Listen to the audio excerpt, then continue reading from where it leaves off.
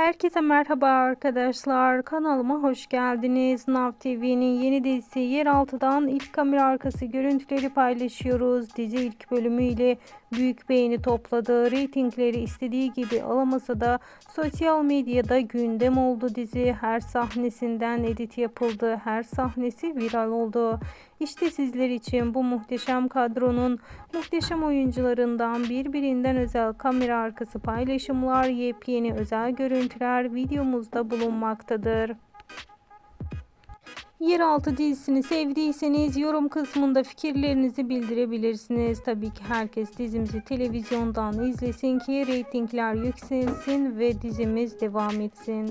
Şimdilik ise benden bu kadar arkadaşlar. Hoşça kalın.